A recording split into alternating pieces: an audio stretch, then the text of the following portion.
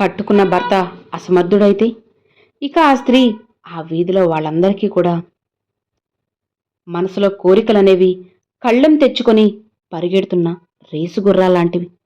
వాటిని ఎవ్వరూ కూడా అస్సలు ఆపలేరు. ఒకదాని నుంచి మరో దానికి ఇష్టమొచ్చినట్లు దూకేస్తూ ఉంటాయి. విచక్షణ, ఏకాగ్రత, దృఢ సంకల్పంతో ఆ కోరికలనే గుర్రాల్ని అదుపులో పెట్టగలిగితే నిన్ను మించిన స్థితప్రజ్ఞుడు ఈ లోకంలో మరొకడుండడు. వానలో నువ్వు తడవకుండా నీడగా ఉన్న గొడిగే వాన ఆగిపోయాక మోయడానికి బరువుగా అనిపిస్తుంది. అలాగే ఎవరికైనా కష్టం వస్తే అప్పు ఇచ్చి ఆదుకున్నప్పుడు దేవుడిలా కనిపించే నువ్వు అవసరం తీరిపోయాక రాక్షసుడిలా కనిపిస్తావు. ఈ లోకం తీరే అంతా. వాళ్లకు నీతో అవసరం ఉన్నంత వరకే ఎవరితోనైనా నమ్మకంగా ఉంటారు. అవసరం తీరిపోయాక వెన్నుపోటు పొడుస్తుంటారని తెలుసుకో. మోసం చేయడం తప్పైతే మోసపోవడం కూడా నీ తప్పే కదా. అది తెలుసుకుని అనుక్షణం అప్రమత్తంగా ఉండడం నేర్చుకో. ప్రాణం ఉన్నంత వరకే మట్టి నీ కాళ్ల కింద ఉంటుంది. ప్రాణం పోయాక అదే మట్టి నీ శరీరం పైకి వస్తుంది కదా. నిన్ను నువ్వు కోల్పోయి సంపాదించిన డబ్బు, గొప్ప కోసం అప్పులు చేసి కట్టుకున్న బంగ్లాలు, ప్రేమను కురిపించిన నీ స్నేహితులు, కోపం తెప్పించే నీ శత్రువులు ఎవ్వరూ నీతో రారు. దేన్ని నీతో తీసుకెళ్లలేవు.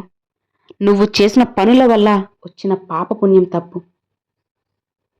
అందుకే రేపటి కోసం పరుగులు తీస్తూ ఈ క్షణాన్ని వృధా చేసుకోకు. ఈ రోజు నీది, ఈ రోజే నీది. రేపనేది నీది కాదు, అది నీ చేతుల్లో లేదు. కాబట్టి ఇప్పటి నుంచి ప్రతి క్షణం నీకోసం నువ్వు బ్రతుకు, నీలా నువ్వు బ్రతుకు. మన క్యారెక్టర్ గురించి ఒకరు వేలెత్తి చూపిస్తున్నారంటే దాని అర్థం వాళ్లకు నచ్చినట్లు నువ్వు బ్రతకడం లేదని. అంతేకాని నీ క్యారెక్టర్ బ్యాడ్ అని కాదు.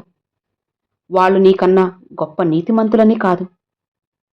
విమర్శించే వాళ్ల కోసం నీ వ్యక్తిత్వాన్నే మార్చుకుంటే నిన్ను నీలా ఇష్టపడే ఎంతోమందికి దూరమైపోతావు.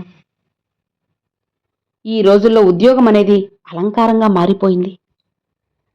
ఆ ఉద్యోగమే లేకపోతే సమాజంలో మనల్ని గౌరవంతో కాదు కదా, కనీసం ఒక మనిషిలా కూడా గుర్తించరు. అలాంటి సమాజం గుర్తుపెట్టుకోవాల్సింది ఒక్కటే. కటిక దరిద్రంలో కూడా ధైర్యంగా వెలుగు వైపు నడుస్తున్న వారికి మీరు అండగా ఉండకపోయినా పర్వాలేదు, కానీ అవమానిస్తూ అడ్డుపడద్దు. నీది కాని దానికోసం నువ్వెప్పుడూ ఆశపడకు. నీది అనుకున్న దాన్ని ఎప్పటికీ వదిలిపెట్టకు. ఒకరితో నిన్ను నువ్వు ఎప్పుడూ పోల్చుకోకు. ఒకరి కోసం నిన్ను నువ్వు మార్చుకోకు. అలానే ఒకరికి నచ్చినట్లు నువ్వు బ్రతకాలి అనుకోకు. ఇవి పాటించి చూడు. సంతోషం అనే మార్గం వైపు అవే నిన్ను నడిపిస్తాయి. 10 మంది 10 రకాలుగా అంటున్నారా? పర్వాలేదు. వాళ్ళందరికంటే నువ్వు ప్రత్యేకమని గుర్తుపెట్టుకో. అవతలి వారిలో లేని గుణం వారికెప్పుడు అవహేళనగానే ఉంటుంది. అయినా నువ్వు బ్రతికేది నిన్ను విమర్శించే 10 మంది కోసం కాదు కదా. నీ కోసం, నీ వాళ్ల కోసం. సౌకర్యమనే చట్రంలో చిక్కుకుంటే ఉన్న చోటు నుంచి ఎప్పటికీ కదల్లేవు. అది జీవితమైనా నువ్వు చేసే ఉద్యోగమైనా సరే. సవాలు లేని ప్రయాణాలు కావాలని ఎప్పుడూ కోరుకోవద్దు. ఎందుకంటే నీకు ఎదురయ్యే ప్రతి సవాలు ఏదో ఒక పాఠాన్ని నేర్పుతుంది. అలా నేర్చుకున్న ఒక్కో పాఠం మరో 100 సవాళ్లను ఎదిరించే ధైర్యాన్ని ఇస్తుంది. కొన్ని సందర్భాల్లో తెగింపు చాలా అవసరం. నువ్వు తెగించి తీసుకున్న ఒక్క నిర్ణయం చాలు నీ తలరాతను తిరగరాయడానికి, నీ లక్ష్యాలను చేరుకోవడానికి. అవకాశం వచ్చేదాకా ఆగడం కాదు, అవకాశాలు సృష్టించుకోవడం అలవాటు చేసుకో. పుట్టిన కుటుంబం, పెరిగిన వాతావరణం, ఎదురైన పరిస్థితులు ఇవన్నీ కలిసి వచ్చి అందలానెక్కించితే అది విజయం కాదు. ప్రతిరోజు పరీక్షలు ఎదుర్కొంటూ సమస్యలు స్వాగతం పలుకుతూ ఉంటే, పరిష్కారాలతో వాటికి వీడ్కోలు పలుకుతూ సాగితేనే అసలైన విజయం అంటారు. కాలం వీరిని మాత్రమే విజేతలుగా చరిత్రలో నిలబెడుతుంది.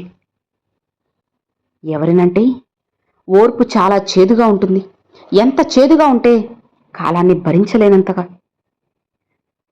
అర్థం చేసుకోలేని వారికి అవమానాలు ఎదుర్కోలేనంత. శత్రువులకి మనం అవకాశంగా మారేంత. కానీ పరిస్థితులన్నిటినీ ఓర్పుగా తట్టుకుంటే దాని నుంచి వచ్చే ప్రతిఫలము తీపి ముందు ఆ చేదు రుచి తుడిచిపోతుంది. స్వార్థంగా ఆలోచించడం తప్పు కాదు. కానీ మన స్వార్థం కోసం ఎదుటివారి జీవితంతో ఆడుకోవడం పెద్ద తప్పు.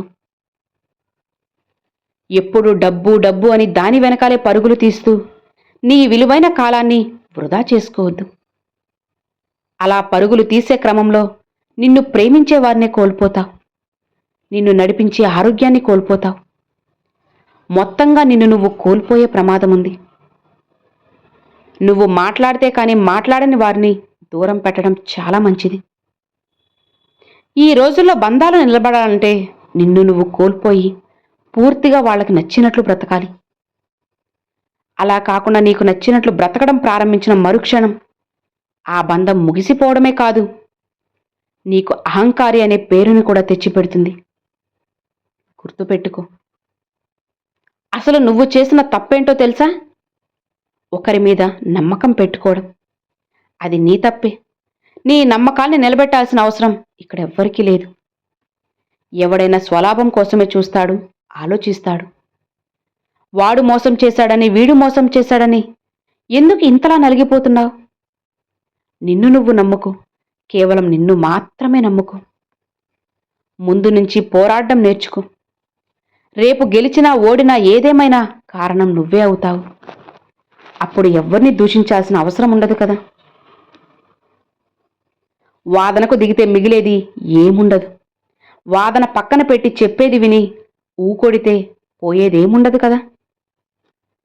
నీ బలం నిరూపించుకోవాల్సింది మాటల యుద్ధంలో కాదు, చేతలతో. నీ పౌరుషాన్ని చూపించాల్సింది ఉడుకుమోతు గుణంతో కాదు, విలువైన నీ ప్రతిభతో. అవతలి వాడి నోరు మూయించాల్సింది, వాడికి లెక్క చెప్పాల్సింది చాలా ఉంటుంది. అదంతా నీ ఎదుగుదలతో మాత్రమే సాధ్యమని గుర్తుపెట్టుకు. ఇంకా దేనివల్ల కూడా నువ్వు ముందుకు వెళ్ళలేవు, విజయాన్ని సాధించలేవు. కేవలం నీ ఎదుగుదలే అన్నిటినీ మారుస్తుంది. కలలు ఎన్నో కంటూ ఉంటాం. కన్న కలలన్నీ కూడా నెరవేరవు కదా. ఈ ప్రపంచంలో అన్నిటికంటే పెద్ద సమాధి ఏంటో తెలుసా? మన మనసు. అక్కడ ఎన్నో కలలు, బాధలు, ఊహలు ఊపిరాడక అక్కడే చనిపోతూ ఉంటాయి, అల్లాడిపోతాయి. కానీ అది ఎవ్వరికీ కనిపించదు. అందుకే ఈ లోకంలో మన మనసే అన్నిటికంటే పెద్ద సమాధి. అవసరం తీరిపోయాక ముఖం తిప్పుకుంటున్నారు, కానీ రేపు మళ్ళీ అవసరం పడితే అసలు ముఖాలు ఎలా చూపెడతారో కదా. చూడు ఎలా ఉన్నారు. మనిషి బ్రతికి ఉన్నంతకాలం మనిషికి మరో మనిషి అవసరం అనేది ఉంటుంది. అవసరం ఉన్నప్పుడు ఒకడా, లేనప్పుడు ఒకలా ప్రవర్తించకుండా అవసరం ఉన్నప్పుడు లేనప్పుడు ఒకేలా ఉండడం అలవాటు చేసుకోండి, నేర్చుకోండి. ఒకరిని ఏదైనా అనే ముందు వారి పరిస్థితి ఏంటి అని ఆలోచించడం చాలా ముఖ్యం. చెప్పుడు మాటలు విని ఎదుటి వారిపై ద్వేషం పెంచుకోవడం చాలా పెద్ద తప్పు కదా. మన మాటల వల్ల ఎవరైనా బాధపడితే మనకు ఏదో ఒక రూపంలో ఇబ్బంది కలుగుతుంది. అవకాశం వచ్చేదాకా ఆగడం కాదు, అవకాశాలు సృష్టించుకోవడం అలవాటు చేసుకో. ఎవరికి వారు అనుకుని పరుగులు పెట్టే ప్రపంచం ఇది. నీకోసం ఎవరో తమ అవకాశం ఇస్తారనుకుంటే నీకంటే అమాయకులు మరొకరుండరు. జీవితమంతా ఎదురు చూస్తూనే ఉంటే పరిమితమైన భవిష్యత్తులో చూసేందుకు నీ గతం సైతం నీకు కనిపించదు కదా. తప్పు, ఆ తప్పుని కప్పుపుచ్చుకోవడానికి మరొక తప్పు, ఆ తప్పు నుంచి తప్పించుకోవడానికి ఇంకొక తప్పు. ఇలా ఒకదాని తరువాత ఒక తప్పు చేస్తూ పోతే సమస్యల వలయంలో చిక్కుకుపోతావు. అలా కాకూడదంటే నువ్వు తప్పు చేస్తున్నావని నీకు అనిపించిన క్షణమే ఆ పనిని అక్కడితో ఆపేసే. ఒకవేళ తప్పు అప్పటికే జరిగిపోతే ధైర్యంగా ఒప్పుకో. ఎందుకంటే ఏ తప్పుని ఎక్కువ కాలం దాచలేం. అందుకే మొదటి తప్పునే సరిదిద్దుకుంటే జరిగే నష్టం చాలా తక్కువ. జీవితం అంటేనే ఒక పరీక్ష. నీకు ఎదురయ్యే సవాళ్లే నీ ప్రశ్నలు. నీ అనుభవం నేర్పిన పాఠాలే వాటికి జవాబులు. ఈ పరీక్షల్లో ఎదుటివాడిని చూసి కాపీ కొడదామనుకుంటే ఖచ్చితంగా నువ్వు ఫెయిల్ అయిపోతావు. ఎందుకంటే ఇక్కడ ఏ ఇద్దరి ప్రశ్నలు ఒకేలా ఉండవు కాబట్టి ప్రతి ప్రశ్నకి సమాధానం నీ దగ్గరే ఉంటుంది. కేవలం నీకు కావాల్సింది ఆ సమాధానం కోసం వెతికే ఓపిక, తీరిక అంతే. జీవితంలో మనం ఎవరితో కలిసి ఉండాలనుకుంటామో వారితో మనకి రాసిపెట్టి ఉండకపోవచ్చు. ఏం చేస్తాం? కానీ కలిసిన్నంతకాలం ఆ బంధం చాలా అందంగా, అద్భుతంగా ఉంటుంది. మురిపిస్తుంది, మరిపిస్తుంది. బంధం తెగిపోయాక భరించలేనంత బాధని ఇస్తుంది. కానీ గుర్తుపెట్టుకో, అలాంటి వారు నీ జీవితంలోకి రావడం వల్లే నీ హృదయం ఇంకా కఠినంగా మారుతుంది. రెట్టింపు ఉత్సాహంతో నీ గమ్యం వైపు పరుగులు తీయడానికి అదే సరైన సమయం అవుతుంది అని తెలుసుకో. జీవితంలో నీకు ఎదురయ్యే కష్టాల్ని తలుచుకొని బాధపడుతూ కూర్చుంటే వచ్చిన కష్టం చచ్చినా పోదు కదా. కష్టపడందే ఏదీ రాదు, వచ్చినా ఎక్కువ కాలం నిలబడదు. అది డబ్బు, పేరు, గౌరవం ఏదైనా సరే. కింద పడిన కెరటంలా మళ్లీ లేస్తూ నీ గమ్యం వైపు చేరేందుకు పరుగులు పెడుతూనే ఉండాలి, ఆగకూడదు. గాలికి ఎదురెళ్లడం పక్షుల నైజం. సముద్రపు అలలతో తాళబడి ఎదురీదగలగడం చేపల స్వభావం.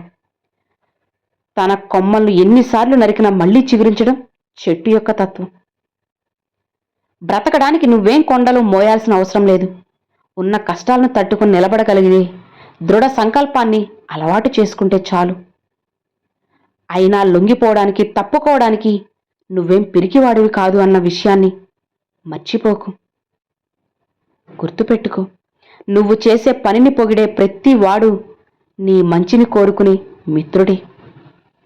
విమర్శించే ప్రతి వాడు నీ చెడుని కోరుకునే శత్రువని నువ్వు అనుకోకు. మోసపోతావు. విమర్శలన్నీ నిన్ను కిందకి లాగేవే కాదు, కొన్ని నువ్వు మెరుగుపడ్డానికి కూడా సహాయపడతాయి. అందుకే విమర్శలను కూడా సమానంగా స్వీకరించడం నేర్చుకో. ఒక పెళ్ళైన స్త్రీ పైన పరాయి మగాడు కన్నేశాడు అంటే ఆమె భర్త వ్యసనపరుడైనా ఉండాలి, లేదా ఆమె అలంకరణ వాళ్ళని ఆకర్షించేదిలా ఉండాలి, లేదంటే వాళ్ళ భర్త ఎందుకు పనికిరాని అసమర్థుడైనా ఉండాలి. పరాయి మగాడిని ఆమె ప్రవర్తన ఆకర్షించే విధంగా అయినా సరే ఉండాలి. ఇంట్లో కట్టుకున్న భర్త వ్యసనాలకు బానిసయి అతని పరిస్థితి సరిగా లేకపోతే ఆ ఇంట్లో ఇల్లాలు వీధిలోని మగాళ్లకు ఎప్పుడూ కూడా లోకోగానే కనబడుతుంది.